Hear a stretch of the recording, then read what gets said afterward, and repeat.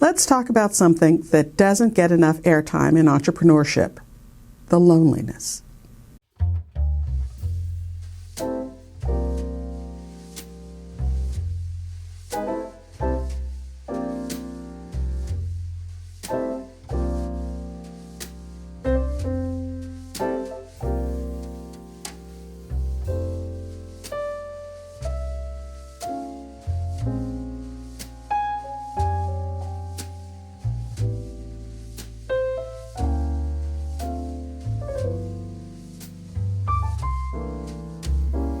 Hi entrepreneurs, I'm Vicky Brown, and you're in the right place if you want to engage your team, boost your business, and grow your leadership muscle. You know, no one puts it on the vision board, no one talks about it on pitch day, but it's real: loneliness. And if you're feeling it, you're not the only one. You know, running a business is deeply personal. It's your time, your money, your name, your risk. And whether you've got a team of 2 or 20, that's a layer of pressure that's yours alone. You're the one keeping the lights on. You're the one making the final call. You're the one everyone turns to for answers. And that weight, that weight can create a kind of emotional distance, even when you're surrounded by people all day long. In fact, I can tell you, leadership is inherently isolating. Now, that doesn't mean you're doing it wrong. It actually means you're doing it. When you're responsible for the future of the business, your decisions start to carry a different kind of gravity. You're not just reacting to what's happening today, you're thinking 6 steps ahead, scanning for risks, reading between the lines, trying to protect the whole operation from what might go wrong. You see the trends before they're obvious, the pressure points before they break, the challenges coming around the corner that no one else has clocked yet. And that's not because others aren't smart or capable. It's because they're not holding the whole picture, but you are. And when you're the one carrying that full view, it can feel like no one really gets what you're up against. So that sense of isolation, it's not a flaw or a failure. It's part of the weight of leadership. And recognizing that, naming it for what it is, can be the difference between feeling broken and realizing you're exactly where you're supposed to be. Okay, now let's talk about your inner circle. Your friends, your partner, your family. You love them. They love you. But that doesn't mean they get it. They don't know what it feels like to make payroll when the numbers don't add up. They haven't sat through a night staring at the ceiling, wondering if a key client might walk away or whether that big investment you made last quarter is going to sink or save you. They haven't felt the knot in their stomach when you realize a mistake could cost real money or real jobs. They don't know the ache of trying to keep something afloat that you built from scratch, something that holds your name, your reputation, your future. So what happens? You stop talking about it. You stop explaining because the gap between your reality and their perspective is just too wide. The conversations feel frustrating, even a little lonely.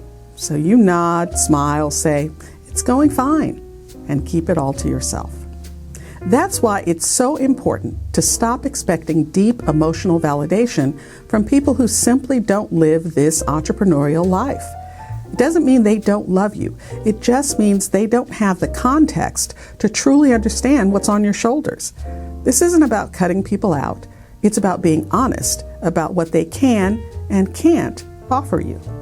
And then making a conscious decision to build a circle of support with people who do get it. People who've been there, who won't be shocked when you say you're scared or tired or questioning everything. That's the kind of support that keeps you grounded, and you deserve to have it. Now, the good news is they are out there, but you probably won't find them scrolling your feed.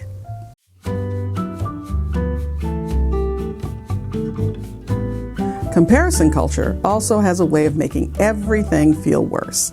You see the entrepreneur who just hit 7 figures, the founder who's booked solid for the next 6 months. Everyone seems confident, successful, and surrounded by the right people. But what you're not seeing is the other side, the quiet panic before payroll, the self-doubt before the product launch, the nights they question everything. The problem with highlight reels is they make you feel like you're the only one struggling. But you're not. You're just seeing the version of everyone else that they want you to see. When you stop measuring your progress against someone else's final act, you free up space to focus on what actually matters. Building something sustainable, something solid, something that reflects your values, something that's progress, not perfection. And that leads me to something it takes most of us way too long to understand. Emotional resilience is not a personality trait. It's a skill. There's this myth that strong leaders are just built that way. That if you're overwhelmed or anxious or tired, you're just not cut out for leadership. Listen, that's nonsense. Feeling worn out or unsure doesn't make you weak. It makes you human. And learning how to navigate those moments with tools, with support, with intention, well, that's how you build resilience. And yes, I was really tempted to add with ice cream to the list, but that's not a healthy coping strategy. Start by creating routines that support your well-being. And I'm not talking about bubble baths or inspirational quotes. I mean real structure that supports your mental and emotional health. Boundaries on your time, breaks built into your day, practices that keep your brain and body working for you instead of against you. Talk to someone, hire a coach, join the group, build in the check-ins, not because everything's falling apart, but because it helps keep everything from falling apart in the first place. But I'm fine. Everything's just fine. It's all going fine. Well, okay, but here's a pro tip. You deserve support even when things are fine. Don't wait until you're at the edge of burnout to reach out. The support you need isn't just crisis management, it's actually a long-term strategy. Try a monthly call with someone who actually gets it. Find a space where you can say the hard thing without being judged. Discover a therapist who helps you process the emotional side of leadership. Join a peer group that pushes you, but also lets you be real. These aren't extras, they're essential. They're the frame that helps you stay upright through all the ups and downs. Sure, being a leader can be lonely, but you don't have to do it alone. The support you need may not show up at your doorstep, but it does exist, and it's worth seeking out, because the stronger you are behind the scenes, the more effective you'll be out front.